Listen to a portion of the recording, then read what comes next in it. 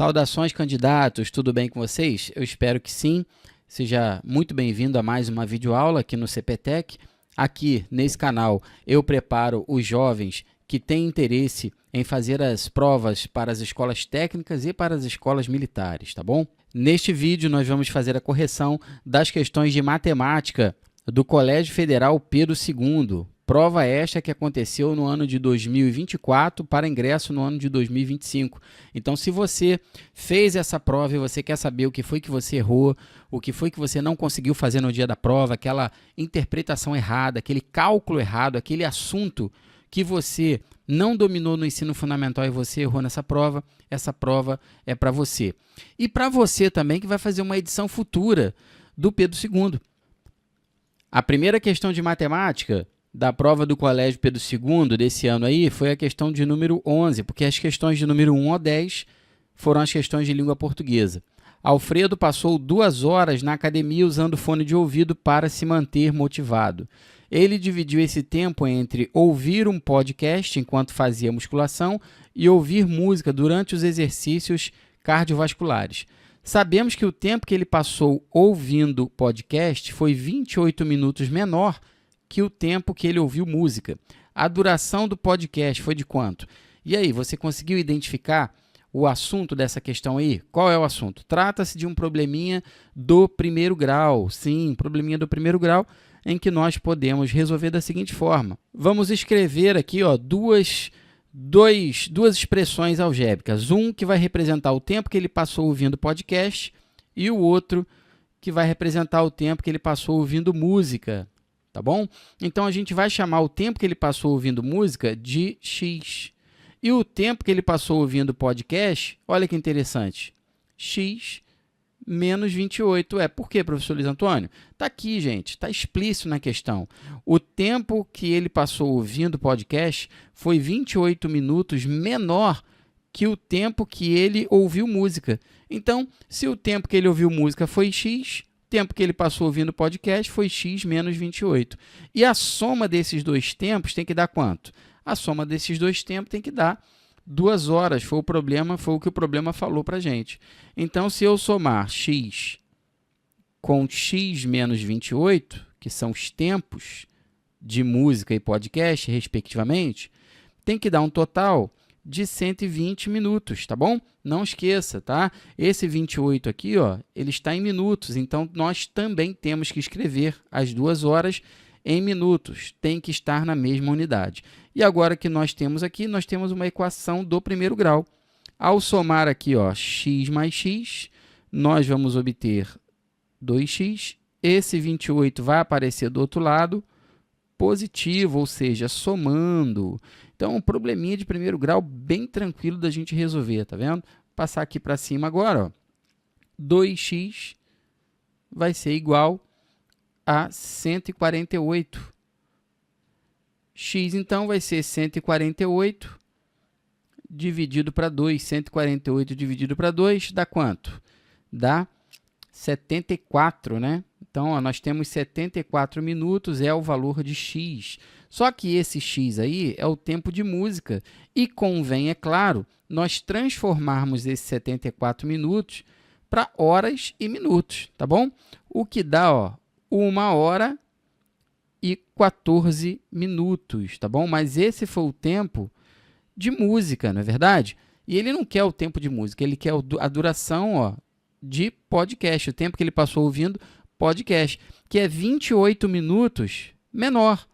Está aqui, 28 minutos menor. Ou seja, o tempo de podcast, 74 menos 28, 46 minutos. Está aqui, Então, o tempo que o Alfredo passou ouvindo podcast, ou seja, x menos 28, é igual a 46 minutos.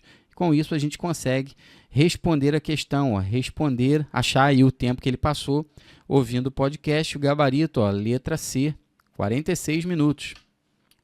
Vamos para a questão de número 12.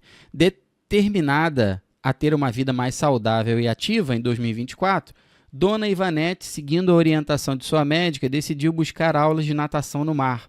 ela encontrou um professor que cobra um valor fixo de R$ 200 para dar uma aula de 1 hora para um grupo de até 8 pessoas. Estou destacando no texto as informações importantes. Você tem que criar esse hábito. Muitos alunos não fazem isso, tá bom? Não fazem isso, não destacam no texto as informações importantes e ficam completamente perdidos na hora de resolver a questão. Vamos continuar a leitura. Esse valor é dividido igualmente entre os membros do grupo. Dona Ivanete convenceu algumas amigas que se juntaram a ela e formaram um grupo. Para uma segunda aula, uma nova amiga se integrou ao grupo, o que resultou em uma economia de R$ 10 por aula para cada participante. Em ambas as aulas, o valor pago por cada aluna foi um número inteiro. Contando com Ivanete, fizeram a segunda aula. Então, vamos lá.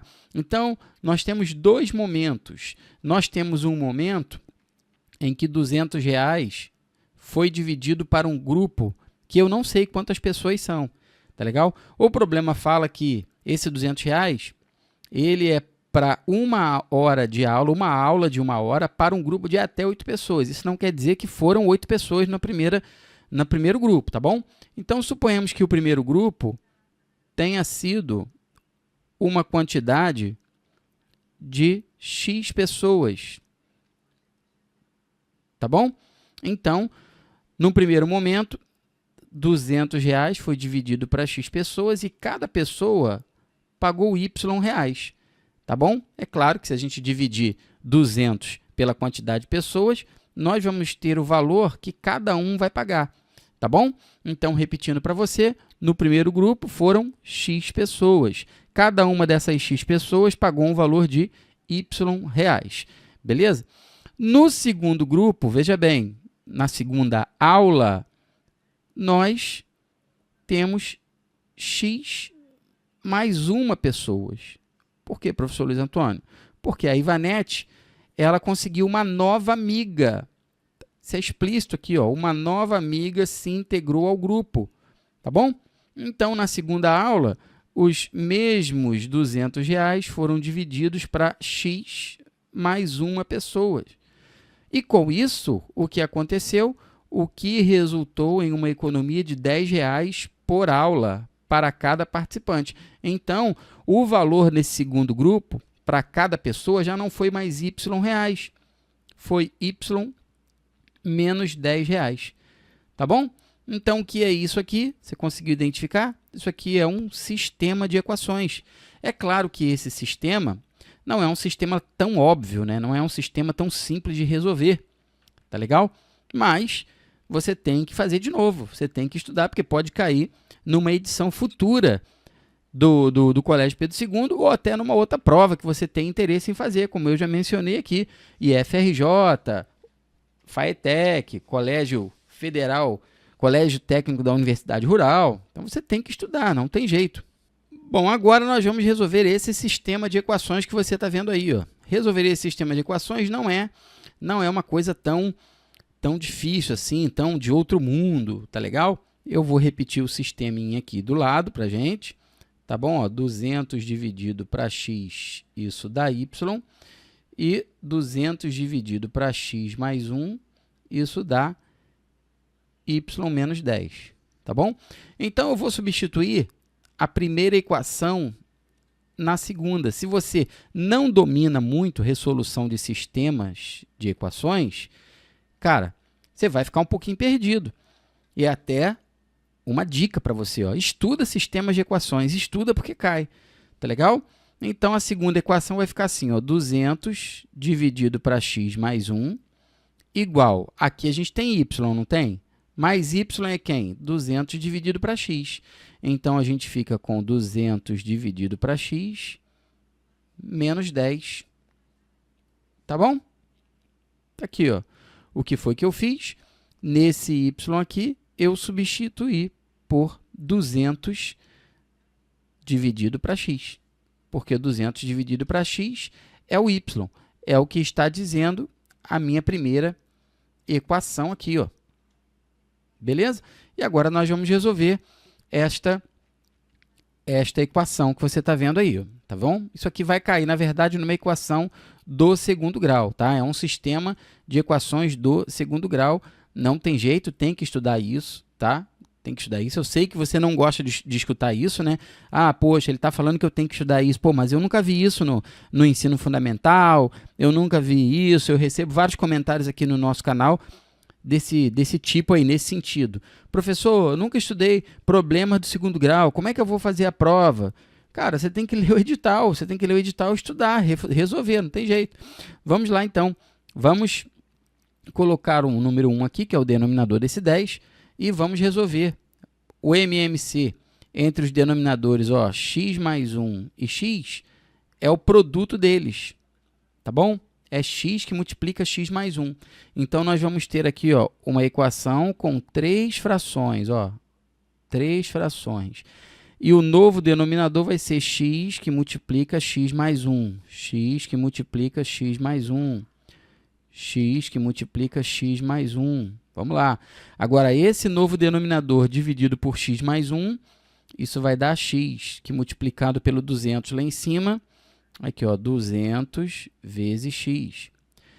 Esse denominador, x que multiplica x mais 1, dividido para x, dá o quê? X mais 1. Quando você multiplicar lá em cima por 200, nós vamos ter isso aqui, ó, 200 vezes x mais 1. E x que multiplica x mais 1 dividido por 1 vai dar o quê? X que multiplica x mais 1 mesmo. Que multiplicando lá em cima por esse menos 10, ó, olha que nós vamos ter menos 10x que multiplica x mais 1. Beleza? Agora, olha que interessante. Como nessa equação os 3 denominadores são iguais, ó, todos os denominadores da nossa equação são iguais, nós podemos cortar os denominadores, tá bom? O intuito de você tirar o MMC é exatamente esse, é você eliminar os denominadores, tá bom? Desse lado aqui a gente vai ter, ó, 200x mais 200, e aqui, ó, menos 10x ao quadrado, menos 10x. Se você não entendeu, eu vou te explicar agora. Aqui, ó, propriedade distributiva. Ó. 200 vezes x, 200x. 200 vezes 1, 200. Agora aqui, ó, menos 10x vezes x, menos 10x ao quadrado. Menos 10x vezes 1, menos 10x, tá bom? Dá para perceber que aqui nós podemos cancelar o 200x. Ó. Tem 200x de um lado e tem 200x do outro, positivo. Dá para cortar. Então, chego a essa equação aqui, ó, 0 igual a menos 10x ao quadrado, tá vendo?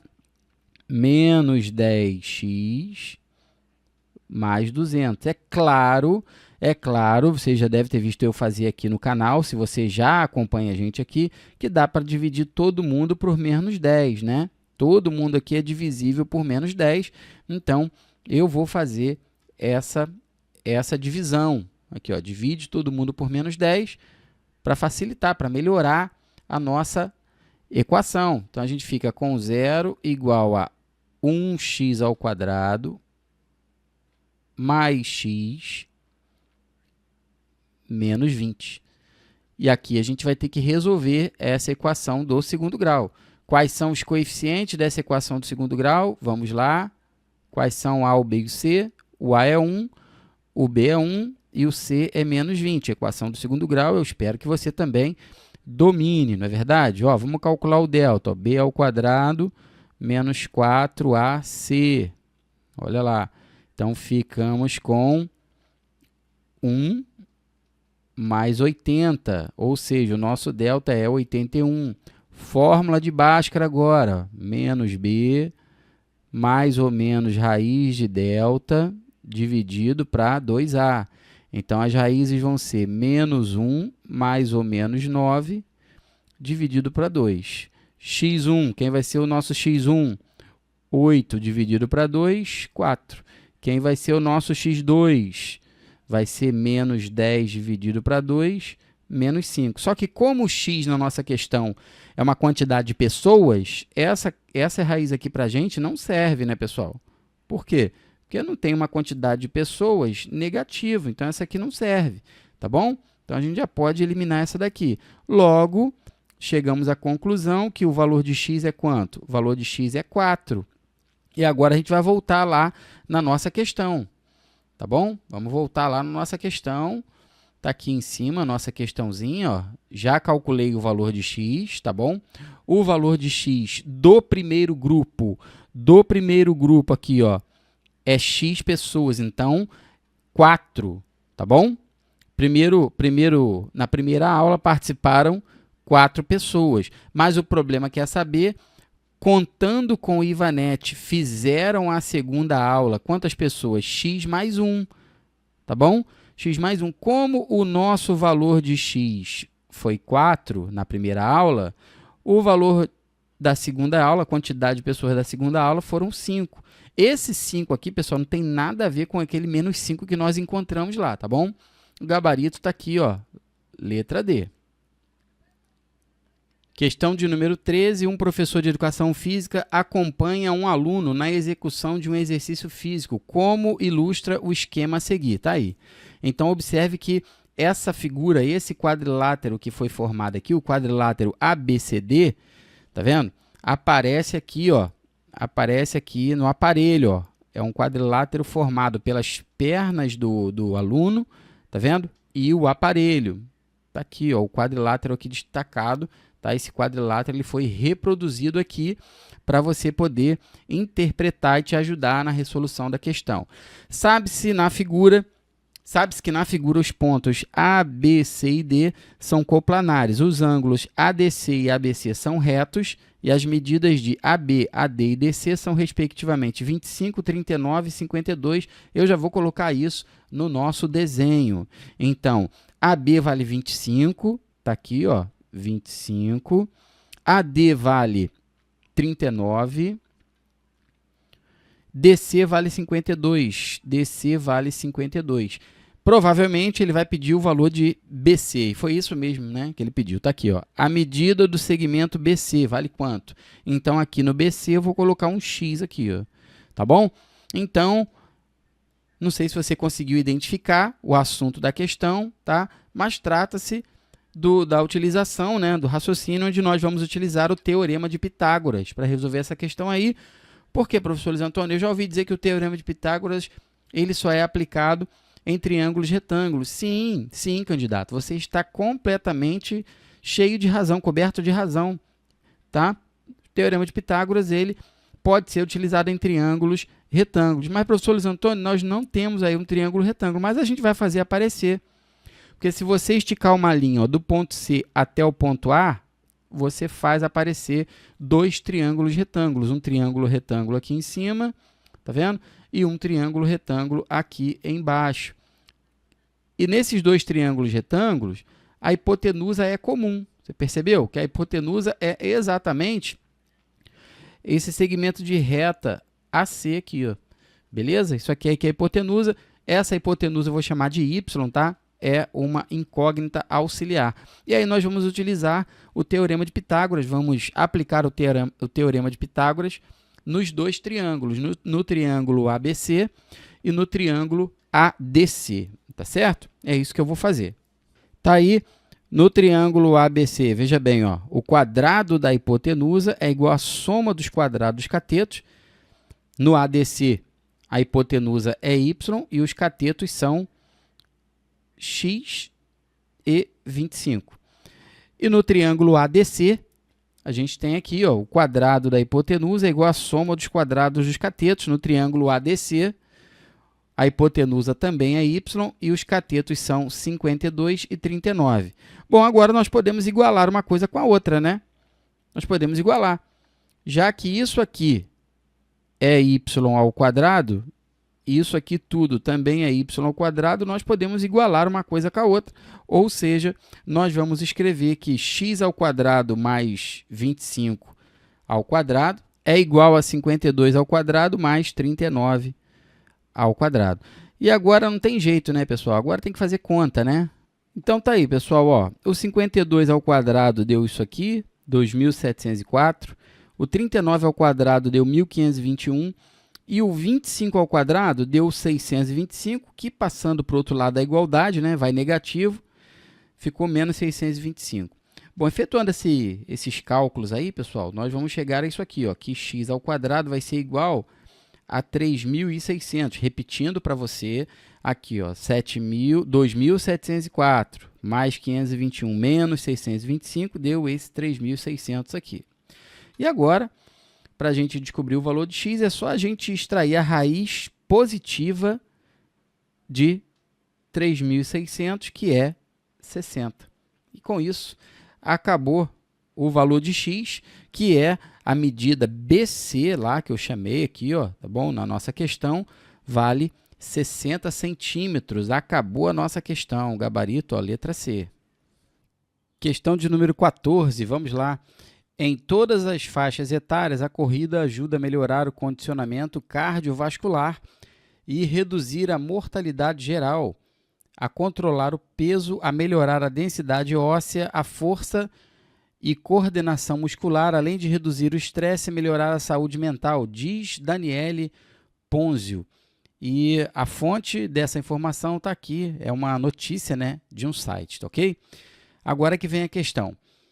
Uma pista de corrida é composta por duas semicircunferências. Opa, vou destacar isso aqui, ó, duas semicircunferências de mesmo raio, conectadas por dois segmentos de reta congruente. A pista foi representada em um plano cartesiano, olha que interessante, no qual cada unidade equivale a 20 metros, como mostra a imagem a seguir, tá bom? Aqui na imagem, pessoal, se você observar, ele colocou, na verdade, 20 centímetros. Se nós observarmos aqui, ó, 20 centímetros, tá bom? Isso aqui eu acho que não é um motivo para poder anular a questão. Então, essa daí é a pista formada por duas semicircunferências. Estão aqui as duas semicircunferências, ó, aqui tem uma, isso aqui é uma semicircunferência. E aqui nós temos uma outra semicircunferência. Para quem não sabe, uma semicircunferência é a metade de uma circunferência, ok? Então, vamos lá. Interessado em melhorar sua saúde, Gael começou a correr nessa pista e no seu primeiro dia iniciou seu treino de corrida no ponto A e correu no sentido horário até o ponto B.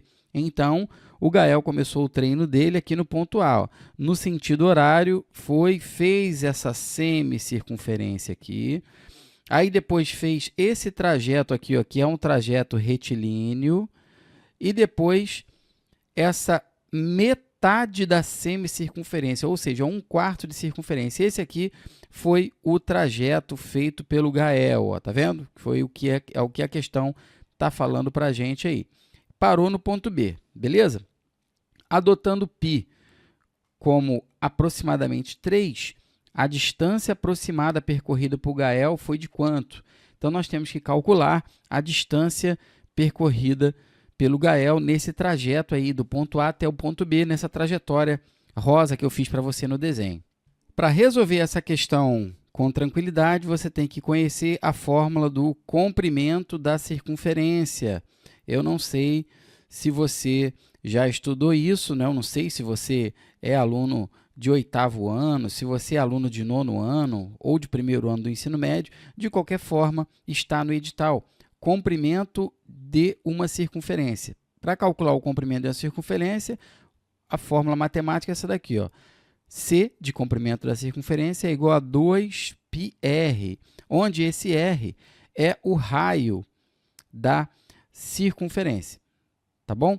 Bom, nós sabemos que o raio da circunferência é 40 metros, tá bom? Como eu mencionei para você, aqui na questão, ó, no gráfico, ele colocou 20 centímetros, mas lá no texto, ele mencionou que cada unidade, ou seja, cada segmento dessa malha quadriculada que você está vendo aqui, ó, vale 20 metros, beleza? E não 20 centímetros.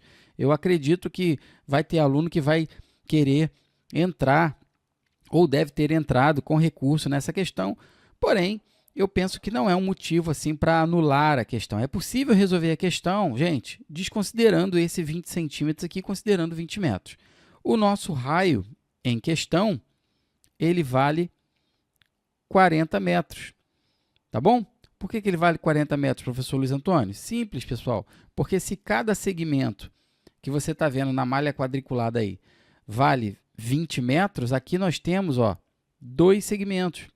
Então, isso aqui equivale a 40 metros de raio.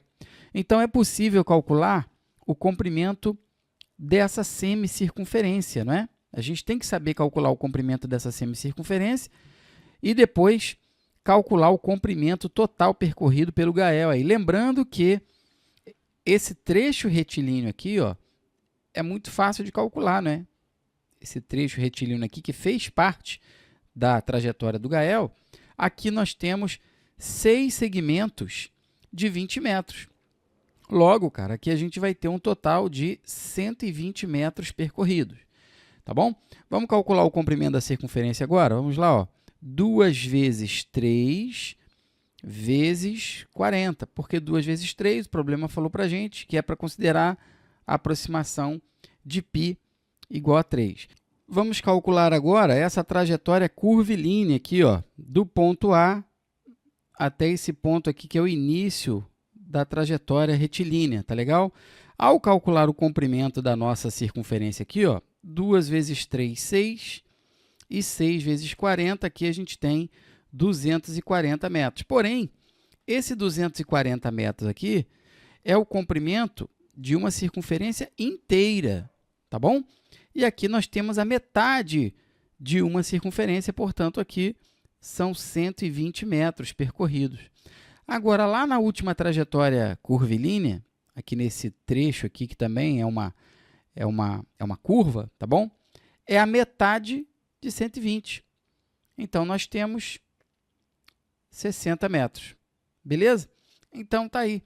O Gael, ele percorreu uma trajetória de 120 metros, depois mais 120 metros, só que em linha reta, e depois percorreu mais 60 metros pelo arco de circunferência.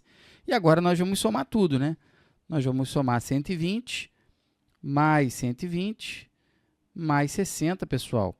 E aqui nós vamos obter 300 metros. Isso aqui é que é a resposta da nossa questão, ó, gabarito, letra B. Questão de número 15, com o objetivo de melhorar sua saúde. Pedro procurou um nutricionista que o orientou a fazer mudanças na sua alimentação. O profissional apresentou uma tabela com algumas opções para a composição de uma refeição saudável que será consumida exclusivamente no almoço e no jantar. Eu vou sublinhar isso aqui, que isso aqui, esse trechinho aqui serão 2 trechinhos, 2 informações importantes para a gente.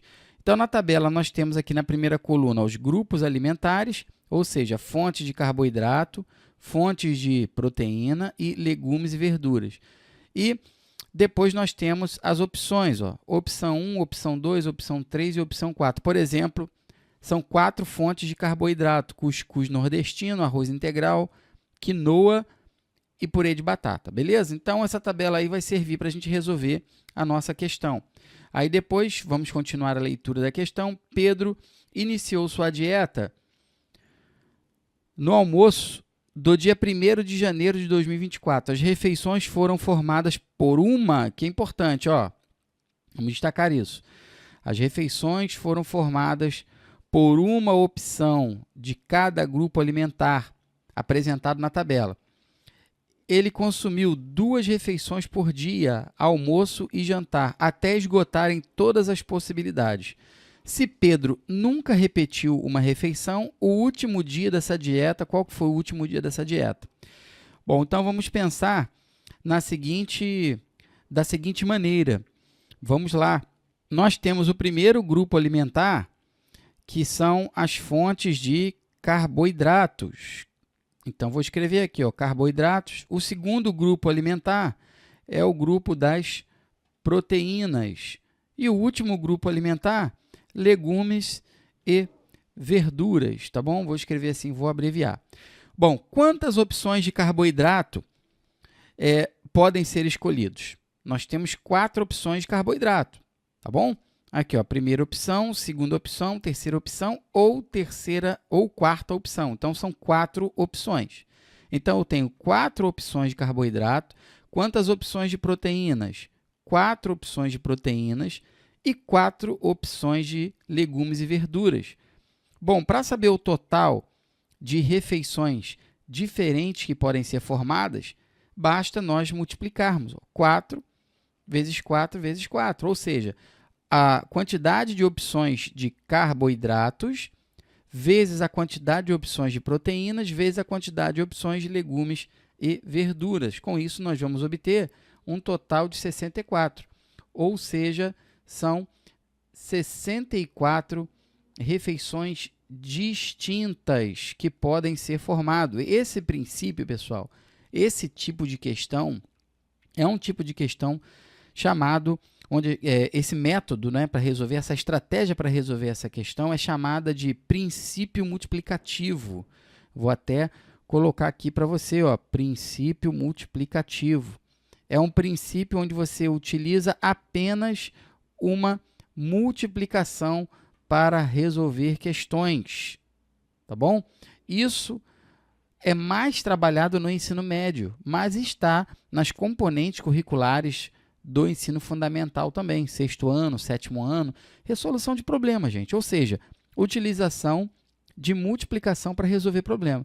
Então, nós temos um total de 64 refeições distintas que podem ser formadas, tá bom? Então, pensa comigo. As refeições, elas serão feitas 2 por dia, uma no almoço e uma no jantar. E Pedro nunca repetiu uma refeição. Bom, então, como nós temos um total de 64 refeições, nós vamos dividir 64 por 2. Por quê? Porque são 2 refeições ao dia. Então, nós vamos obter 32 dias. Então, a dieta ela vai durar 32 dias, pessoal.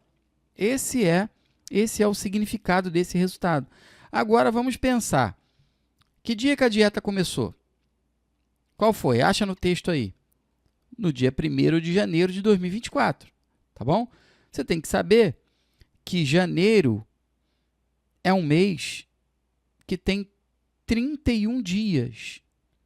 Então, as 64 refeições, como são 32 dias, serão efetuadas em todos os dias do mês de janeiro, nos 31 dias do mês de janeiro, mais um dia.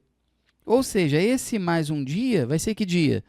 Vai ser o dia 1º de fevereiro de 2024. Então, ele vai começar a dieta no dia 1º de janeiro de 2024 e vai terminar a dieta no dia 1º de fevereiro de 2024.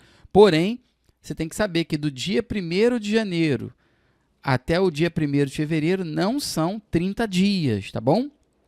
Não são 30 dias, são 32 dias, contando, é claro, com o dia 1º de janeiro e contando com o dia 1º de fevereiro. Beleza? Espero que você não tenha errado essa questão no dia da tua prova, se você fez essa prova. E se você vai fazer uma próxima edição do Colégio Pedro II, fica esperto, tá bom? Fica esperto porque o Colégio Pedro II gosta de cobrar questões desse tipo aí.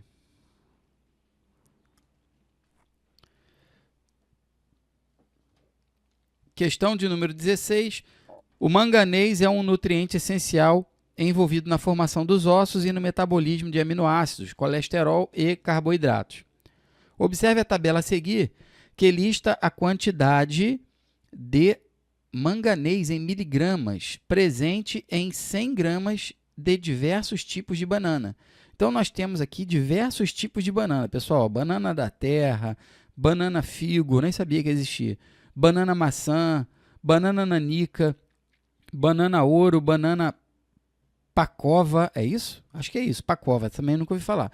E a banana prata. É claro que as que a gente mais escuta falar aí, né, no mercado, no sacolão, são a banana prata. Acho que a banana prata é a campeã, né? Acho que o consumo de banana prata é o maior. E a banana nanica, tá bom? Agora, vamos lá, vamos continuar a leitura da nossa questão. A questão diz o seguinte: sabemos que as bananas mais consumidas no Brasil são a banana nanica e a banana prata, e que a média da quantidade de manganês presente em 100 gramas das 7 bananas listadas na tabela é de 0,29 miligramas. Com base nessas informações, a média da quantidade de manganês presente em 100 gramas das 2 bananas mais consumidas no Brasil é de quanto? É claro que na tabela as quantidades são duas quantidades desconhecidas, aqui representadas por x e y, tá bom? A gente vai conseguir resolver com bastante tranquilidade, fica tranquilo. Acompanha comigo o raciocínio, presta bastante atenção. No texto ele fala que a média da quantidade de manganês presente em 100 gramas das 7 bananas listadas na tabela é 0,29. O que isso quer dizer? Que se somarmos todas essas quantidades que aparecem aqui, ó, na tabela e dividirmos por 7, dá esse valor aqui. Dá esse valor que é 0,29, tá bom? Então, eu vou escrever isso. Eu vou escrever essa soma, tá bom? Então, nós vamos ter que somar todos esses valores, ó.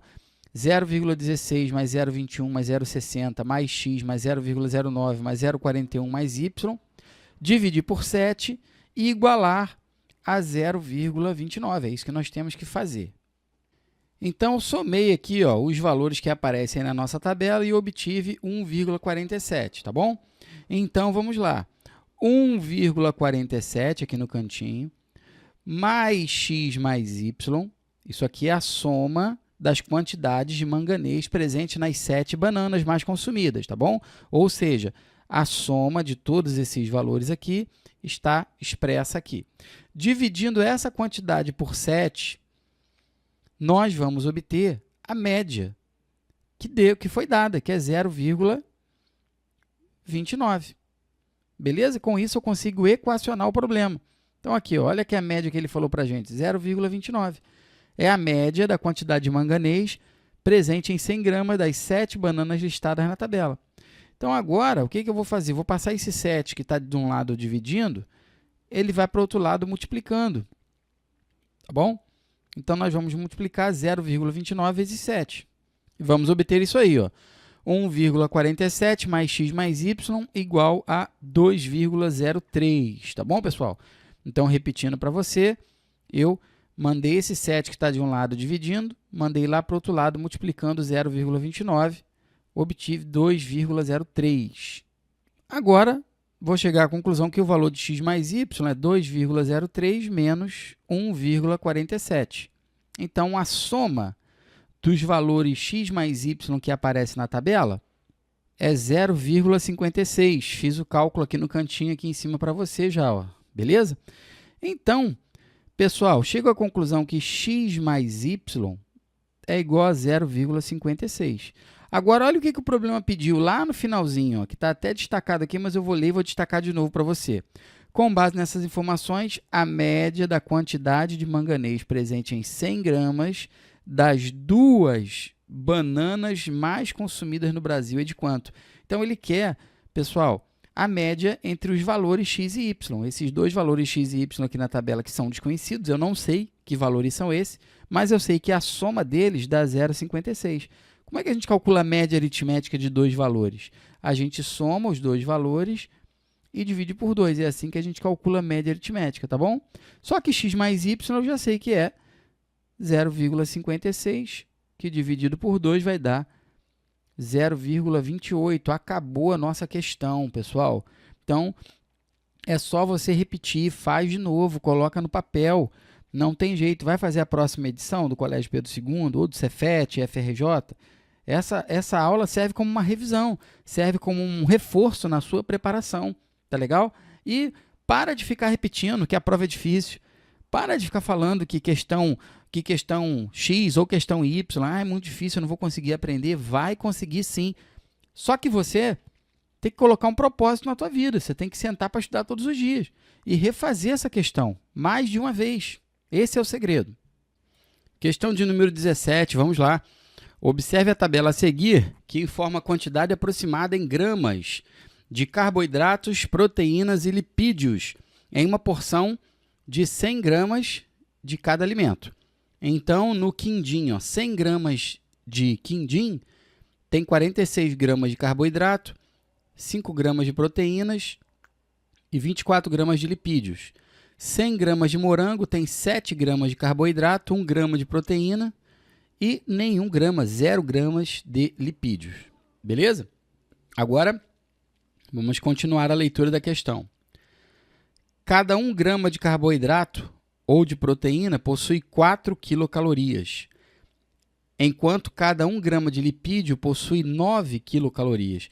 Natália estava ouvindo uma música de Marisa Monte quando sentiu uma vontade irresistível de comer um quindim. No entanto, ela desistiu ao descobrir que a quantidade de calorias em um quindim de 50 gramas era equivalente a de X gramas de morango. O valor aproximado de X. Bom, então vamos lá. Você conseguiu identificar o assunto dessa questão? Eu espero que sim. Trata-se de uma questão de proporcionalidade que você consegue resolver utilizando regras de 3. Inicialmente, vamos calcular a quantidade de quilocalorias em 100 gramas de quindim. Então, nós vamos multiplicar 46 vezes 4, somar com 5 vezes 4 e somar com 24 vezes 9. Por quê? O problema falou para a gente que 1 grama de carboidrato ou 1 grama de proteína possuem 4 quilocalorias e 1 grama de lipídio possui 9 quilocalorias. No quindim, em 100 gramas de quindim, nós temos 46 gramas de carboidrato, 5 gramas de proteína e 24 gramas de lipídio. Então, a gente vai fazer essa continha aí. Ó. Então, nós vamos obter 184 mais 20 mais 216. Então, nós vamos obter, tá aí, ó, 420 quilocalorias, ou seja, 100 gramas de quindim tem essa quantidade de calorias aqui, ó. Beleza? Então, vou colocar até aqui, ó, 100 gramas em algum lugar aqui, tá bom? Vou escrever aqui, ó, 100 gramas, opa, com essa caneta não. Vou escrever aqui, ó, 100 gramas de quindim contém 420 cacau, ou seja, quilocalorias. Em 50 gramas de quindim, então, que foi o que a menina aí da nossa questão, a personagem da nossa questão, a Natália, né, ia comer, tá aqui, ó, 50 gramas de quindim, ela vai consumir, é claro, 210 quilocalorias, tá bom? Então, essa é a nossa proporção, aqui, ó, 50 gramas de quindim equivale a 210 quilocalorias, beleza? Essa quantidade de quilocalorias é equivalente à quantidade de quantas quilocalorias de morango? É equivalente à mesma quantidade de quilocalorias em X gramas de morango. Então, nós temos que saber quantos gramas de morango contém essa mesma quantidade de quilocalorias, que são 210. Preste atenção, no morango, a cada 100 gramas, nós temos 32 quilocalorias. Por quê? Porque 100 gramas de morango tem 7 gramas de carboidrato, 1 grama de proteína e 0 gramas de lipídios. Então, a gente faz o mesmo cálculo que eu fiz aqui, ó, para os 100 gramas de quindim. Beleza? Então, pessoal, agora eu quero saber o seguinte. Se a cada 100 gramas de morango nós temos 32 quilocalorias, a pergunta é, em 210 quilocalorias, nós temos quantos gramas de morango? E aí, nós vamos utilizar a regra de 3 para resolver essa questão aí. Chegar a tela para o lado aqui um pouquinho. Então, nós vamos escrever, ó, em 100 gramas de morango, nós temos 32 quilocalorias. Em X gramas de morango, eu quero 210 quilocalorias. E aqui, como essas duas grandezas elas são diretamente proporcionais, basta que você faça a multiplicação cruzada aqui, ó. 32 vezes x e 100 vezes 210. Nós vamos ter que dividir, então, ó, 21.000, porque do 100 vezes 210, isso dá 21.000. Nós vamos ter que dividir para 32. Observe que a questão mencionou a palavra aproximadamente, tá bom? Efetuando essa divisão aí, pessoal, encontrei aqui, ó, tá? Sem dar continuidade à divisão, 656. Aí a gente já pode voltar lá na questão, porque a gente já tem o valor aproximado, né? Tá aqui, ó, 650. É a resposta aí da nossa questão, que é o valor aproximado, 656. Questão de número 18. Uma receita de brownie saudável mistura apenas 2 ingredientes, 4 maçãs e 180 gramas de chocolate a 80%.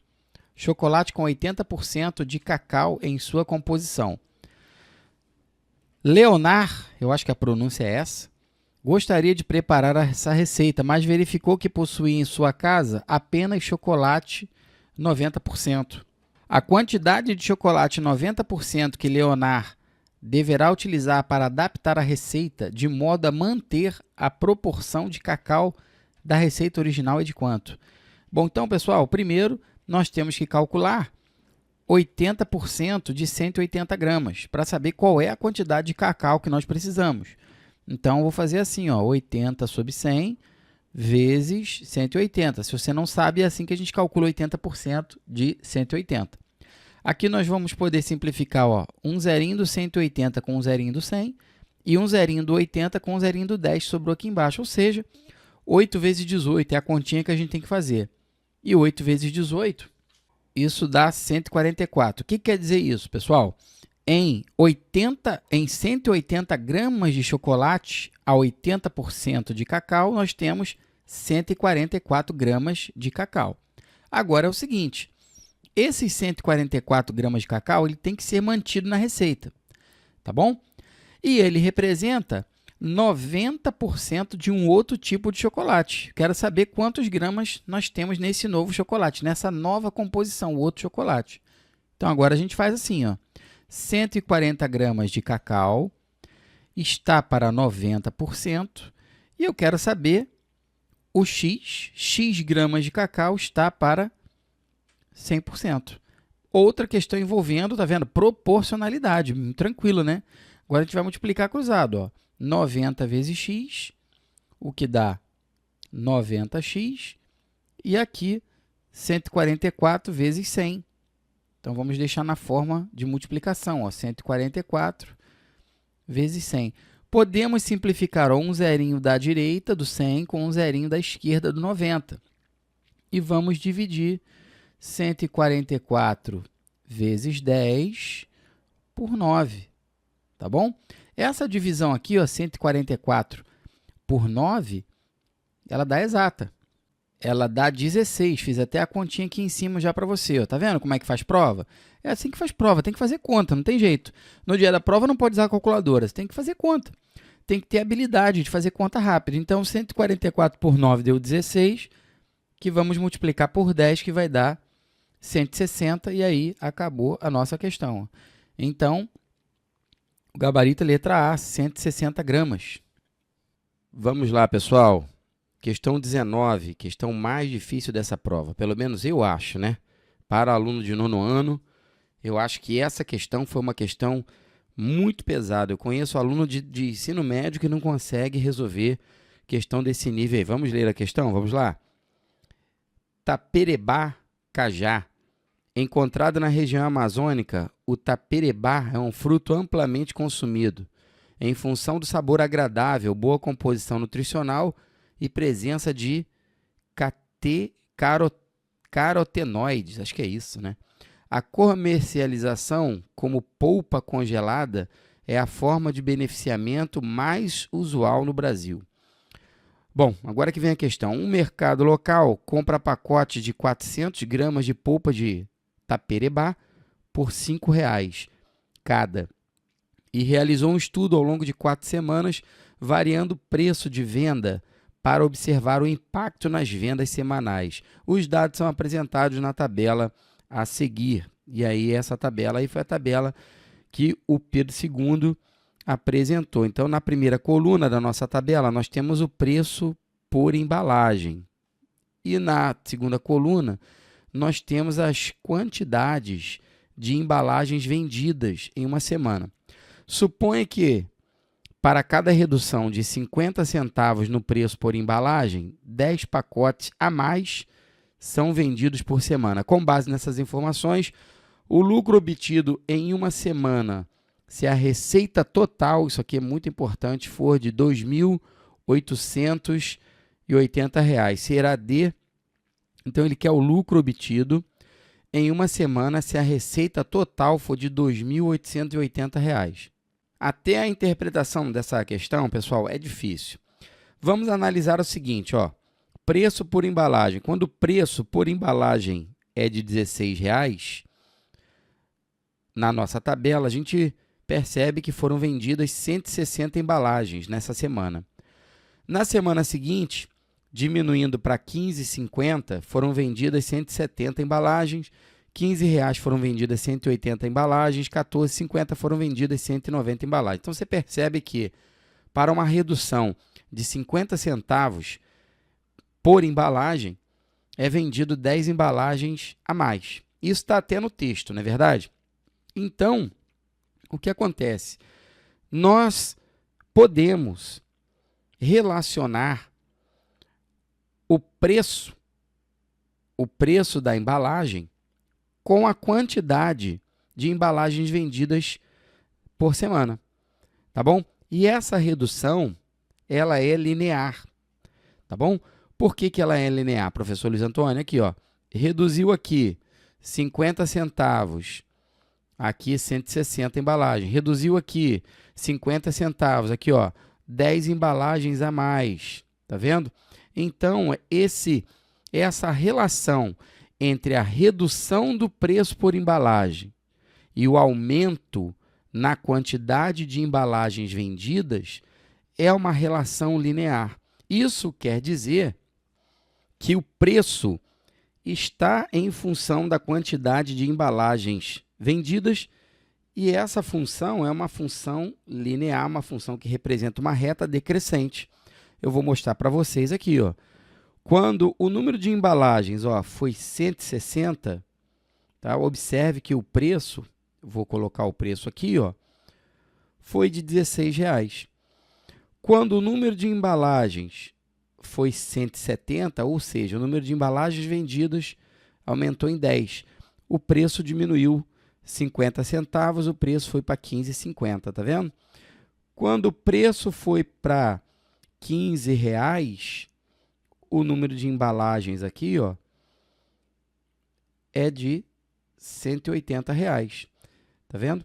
Então, esses valores que aparecem na tabela, eles podem ser plotados num gráfico, tá vendo?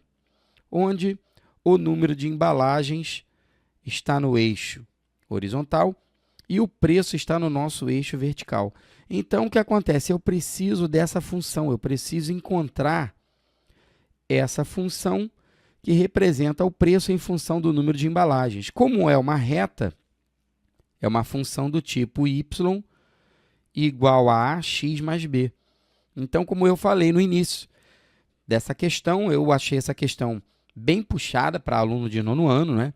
Só resolve aquele aluno que já estudou muito função e especificamente função do primeiro grau, e eu vou resolver com vocês, é claro. Bom, nós vamos escrever aqui 2 pontos desse gráfico, tá bom? Eu preciso de 2 pontos desse gráfico para poder encontrar a lei de formação dessa função aí. Então, vou pegar o ponto 160, 16 e o ponto 180, 15. Como assim, professor Luiz Antônio? Aqui, ó, o ponto 180, 160, 16, ou seja, para um número de embalagem de 160, eu tenho aqui, ó, um preço de R$16. Para o número de embalagem de 180 embalagens vendidas, eu tenho aqui um preço de R$15. Com esses 2 pontos, eu consigo encontrar a lei de formação da nossa função. Eu vou escrever aqui em cima para vocês, ó. Vou escrever de novo aqui, ó, y igual a ax mais b, tá bom? Nesse gráfico, o valor de x, tá? O eixo x representa a quantidade de embalagens e o y representa o preço lá no eixo vertical, tá bom? Substituindo os 2 pontos que eu marquei, eu fico com isso aqui, ó, o primeiro ponto, ó, 16 igual a vezes 160 mais b. O que você fez, professor Luiz Antônio? No lugar do y eu coloquei 16 e no lugar do x eu coloquei 160, como diz o nosso primeiro ponto aqui, ó. tá bom? Que está aqui no cantinho. E o segundo ponto? O segundo ponto me diz o seguinte, ó, quando y é 15, o x é 180, tá aí. Com isso, eu consigo montar um sistema de equações nas incógnitas A e B, e esse sistema, após ser resolvido, tá? Resolvendo esse sistema aí, você vai encontrar os valores de A e B. Eu não vou resolver o sistema aqui, gente, porque senão vou levar muito tempo, o vídeo vai ficar muito grande, mas é bem tranquilo de resolver, tá bom? Você pode, inclusive, subtrair, ó, a primeira equação da segunda. Bom, aqui, ó, primeira equação, segunda equação. Espero que você esteja entendendo o que eu estou falando, né? Porque sistemas de equações do primeiro grau é um conteúdo lá do 7º ou do 8º ano que você tem que dominar. Então, se você subtrair aqui, ó, fizer a equação 1 menos a equação 2, você já vai encontrar o valor do A, depois você substitui e encontra o valor do B. Os valores que eu encontrei aqui para o A e B são, respectivamente, o A, menos 1/20, que é o coeficiente angular da função do primeiro grau, e o valor de B, 24. Então, A e B, 24. Logo, a nossa função, a lei de formação da nossa função é y igual a menos 1/20 de x mais 24, tá bom? Então, isso aqui é a função do preço, é a função preço em função do número de x de embalagens, tá legal? Agora, nós vamos pensar no seguinte, na receita, que o problema falou de receita, né? Como é que a gente calcula a receita? A receita é o preço vezes o número de embalagens vendidas. Você concorda comigo? Que é isso aí? Receita, né, o que a empresa vai receber é o número de embalagens vendidas vezes o preço. Então, a receita eu vou chamar de R, vai ser o preço. Qual é o preço? É a nossa função preço. É isso aqui. Então, nós vamos ter menos 1/20 de x mais 24 vezes o número de embalagens. E qual é o número de embalagens? O número de embalagens é x, porra. É x. Tá bom? Tá aqui, ó. Eu escrevi aqui o número de embalagens. X. Quando efetuarmos a propriedade distributiva aqui, ó, olha o que nós vamos encontrar, uma função quadrática. Nós vamos encontrar menos x² sobre 20 mais 24x. Então, a receita em reais é uma função quadrática. Tá vendo? E nós queremos que essa receita seja igual a quanto? R$ 2.880. Foi o que o problema tinha falado para a gente lá no início. Eu vou voltar aqui na questão para você. Está aqui, ó. Com base nessas informações, o lucro obtido em uma semana se a receita foi de R$ 2.880. Então, agora, nós vamos igualar a nossa função receita a R$ 2.880. Vou dividir o quadro aqui, ó. Então, nós temos que a receita tem que ser igual a 2.880, mas a nossa receita é menos x² sobre 20 mais 24x igual a R$ 2.880. Olha que interessante, aqui nós temos uma equação do segundo grau. Quando você iguala essa receita a R$ 2.880, olha lá, uma equação do segundo grau, onde o coeficiente A é menos 1/20, o coeficiente B é 24 e o coeficiente C é menos 2.880. Tem que resolver isso aí, não tem jeito. Ao resolver isso aí, olha que legal, pessoal, nós vamos obter o delta igual a zero. Tá? Pode fazer todo esse cálculo aí, ó, 24², depois menos 4 vezes 1/20 vezes menos 2.880, você vai encontrar o delta igual a zero. Pessoal, pode fazer aí com calma no seu papel, não tenha pressa, tá bom? E é até um exercício que eu deixo para você, tá bom? Então, se o delta é zero, agora nós vamos encontrar as raízes, não é? Vamos encontrar as raízes dessa função aí. Como é que a gente encontra as raízes? Fórmula de Bhaskara, ó. Menos b, mais ou menos raiz quadrada de delta, dividido por 2a, 2 vezes menos 1/20.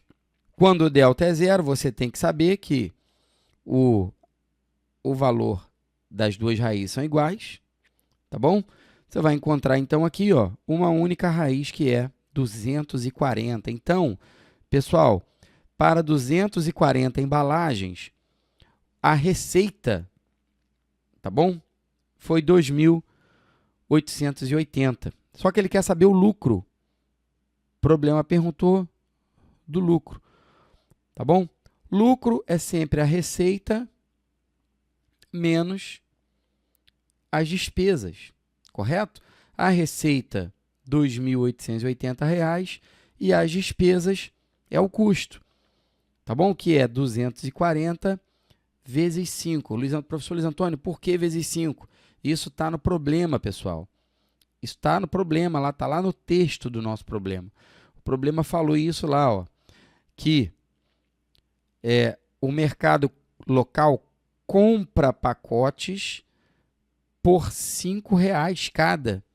Se ele compra pacotes por R$ 5,00 cada, e eles compraram 240 pacotes, então nós temos que a receita vai ser, a despesa, quer dizer, vai ser 240 vezes 5.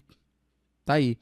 Então, agora, nós vamos calcular esse lucro aí, ó, que vai ser 2.880 menos 240 vezes 5, 1.200. Pessoal, tá aí, 1.680 é a nossa resposta. É o lucro do mercado aí. E agora a gente volta lá na questão, tá bom? E marca aí o lucro, que foi letra B, tá aqui, ó, 1.680. Reconheço uma questão difícil, não é qualquer aluno que resolve. Questão de número 20, última questão de matemática, vamos lá? Vamos resolver? Tales foi a uma palestra sobre cultivo e descobriu a existência das chamadas plantas alimentícias não convencionais, conhecidas como PANCs. É a abreviação, né, de plantas alimentícias não convencionais. Ele descobriu que são plantas comestíveis que trazem novos sabores e texturas, além de, muitas vezes, trazerem grandes benefícios nutricionais. Para produzir uma horta caseira retangular, Tales fez uma divisão, como mostra a imagem a seguir. E aí nós temos aí a imagem da horta do Tales aí. Os segmentos D, E, F, F, G, GC, CH, todos esses segmentos que você está vendo aqui, ó, o problema está falando que eles são congruentes. Então, vou marcar na questão aqui, ó, DF, EF, FG, todos esses segmentos aqui têm a mesma medida. A palavra congruente em geometria significa ter a mesma medida, beleza? E essa medida, a medida EL, que ele colocou aqui, ó, é de 100 centímetros, tá bom? A medida EL. Eu vou destacar também no texto aqui essa medida EL, está aqui, ó. No texto não, na figura, né? E eu vou escrever aqui 100 centímetros, beleza? Bom, o problema que é a área do paralelogramo AFGK, destinado ao plantio de taioba. Então, ele quer a área desse paralelogramo que você está vendo aqui, ó, que está rachurado aí na figura, tá bom? Eu vou fazer o seguinte, eu vou destacar esse triângulo retângulo que tem os vértices LDE. Está aqui o triângulo retângulo LDE. Ele é um triângulo retângulo isósceles, tá bom? porque o segmento DE tem a mesma medida do segmento DL, e a hipotenusa mede 100 centímetros. Bom, chamando cada um dos catetos de K, não vou chamar de X dessa vez, vou chamar de K, nós temos que a hipotenusa vale 100, a hipotenusa do nosso triângulo retângulo é 100, e cada um dos catetos vale K. Aplicando o teorema de Pitágoras aí, o que nós temos? Que o quadrado da hipotenusa vai ser igual à soma dos quadrados dos catetos, famoso teorema de Pitágoras, não é verdade? Então, nós vamos ter do lado direito, ó, 2K ao quadrado, e do lado esquerdo nós vamos ter 100 ao quadrado. Eu não vou resolver esse 100 ao quadrado, ok, pessoal? Bom, passando esse 2 para o outro lado dividindo, nós vamos ficar com isso aqui, ó, 100 ao quadrado dividido por 2 igual a K ao quadrado. Se eu extrair a raiz quadrada dos dois lados, eu posso fazer isso. Observe que nós vamos ter o seguinte resultado, ó. Desse lado a gente extrai a raiz quadrada, desse lado também a gente extrai a raiz quadrada. Então, vou chegar à conclusão que o K vale 100 dividido pela raiz de 2. Tá bom? Professor Luiz Antônio, tem que racionalizar? Bom, seria o correto, mas eu não vou racionalizar. Eu vou deixar K dessa forma aqui, ó. Tá? O nosso K, então, vale 100 dividido pela raiz de 2. Vamos voltar na figurinha agora. Bom, pessoal, eu sei que o K é essa distância aqui que eu chamei, né? Essa medida aqui, DL aqui, é o K. Essa distância LE também vale K, porque os segmentos são iguais. Então, observe que a altura do nosso paralelogramo é 2K. E a base é 1K também. Beleza? Vou fazer essa ilustração aqui embaixo para você, ó. Então, está aqui, essa medida aqui é a base, que vale o K. Quanto vale o K? 100 dividido por raiz de 2, tá bom? E a altura do nosso paralelogramo é 2K, ou seja, 200 dividido por raiz de 2, que a altura é o dobro da base, beleza? Se 1K é 100 raiz de 2, então 2K. E o que nós queremos desse paralelogramo? Nós queremos a área. E como calculamos a área, pessoal, de um paralelogramo? Você sabe? A área, cara, é a mesma fórmula do retângulo. Base vezes altura. Tá bom? Então, a área do nosso paralelogramo vai ser 100 dividido por raiz de 2 vezes 200 dividido por raiz de 2. Beleza? Então, olha o que vai acontecer, ó. 100 vezes 200 em cima e embaixo nós vamos encontrar 2. Por quê? Porque ao multiplicar raiz de 2 por raiz de 2, isso dá raiz quadrada de 4, que dá o 2 aqui, ó. Entendeu agora por que eu não racionalizei lá atrás, quando apareceu raiz de 2 no denominador? Eu não racionalizei. Agora, eu posso fazer isso aqui, ó. 100 vezes 100. Tá bom? Por quê, professor Luiz Antônio? Que esse 2 aqui, eu posso dividir 200 por esse 2. Ao dividir 200 por 2, vai dar esse 100 aqui. Ou seja, pessoal, a área do nosso paralelogramo é 100 vezes 100, que dá 10.000 centímetros quadrados. Mais 10.000 centímetros quadrados equivale a 1 metro quadrado. Essa transformação aqui não tem jeito, você tem que saber, não é? Você tem que saber transformar unidades de área, você tem que saber trabalhar com o sistema métrico decimal. Acabou a nossa questão, o gabarito é letra D.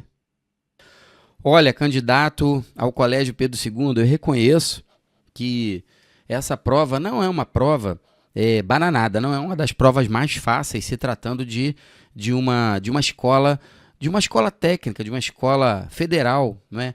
Para o aluno que se encontra no 9º ano. Eu reconheço, principalmente essa questão 19 aí. Eu achei essa questão 19 muito difícil para um aluno que está concluindo o ensino fundamental.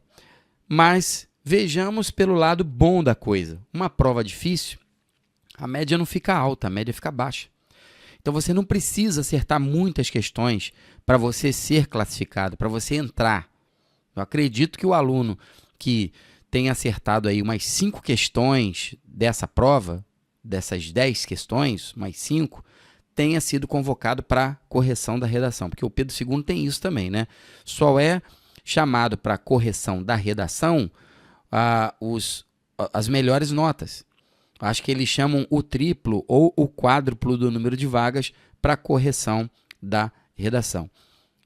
Com relação a isso, é importante que você leia o edital do Pedro II. O edital tem todas as informações, é a legislação do concurso. Você tem que aprender a ler edital. Eu vejo que é uma dificuldade muito grande dos alunos de 9º ano e dos pais dos alunos também. Uma dificuldade imensa em ler o edital. Tem que abrir o documento. Professor Luiz Antônio, são muitas páginas? São muitas páginas. Você tem que aprender a ler, faz parte do processo. Você quer entrar para uma escola federal como o Pedro II, cara, com preguiça de ler? Não pode. Você não pode ter preguiça de ler, tá bom? Senão você não vai conseguir se manter lá dentro. Porque lá dentro você vai ser exigido. É muita rigorosidade. Então, aprenda a ler o edital para você saber como funciona o processo de classificação para a correção das redações. Tá bom? Eu espero que essa aula tenha ajudado você, que é candidato a uma futura edição da prova do Colégio Federal Pedro II, do IFRJ, da FATEC, do Cefet. Essa videoaula serve como uma revisão e um reforço para a preparação para essas outras provas também. Ou seja, não é só para aquele aluno que fez essa prova para verificar o que errou. É para você que vai fazer a prova do ano seguinte, do ano que vem, daqui a 2 anos. Eu não sei em que momento que você está assistindo a correção dessa prova. Mas o melhor segredo, o melhor caminho, a melhor estratégia para você ser aprovado em concurso público é resolver as edições anteriores da prova que você vai fazer. Só que como a prova do Colégio Pedro II é a nível fundamental, ou seja, nível de 9º ano, é para alunos que estão concluindo o 9º ano do ensino fundamental, serve também de base, né, para reforçar a aquisição do conhecimento e a preparação para quem vai fazer as outras provas também, IFRJ, Cefet, CETUR, que é o Colégio Técnico da Universidade Rural, e até para as escolas militares também, por que não? Eu espero ter ajudado você. Um grande abraço, até a próxima aula.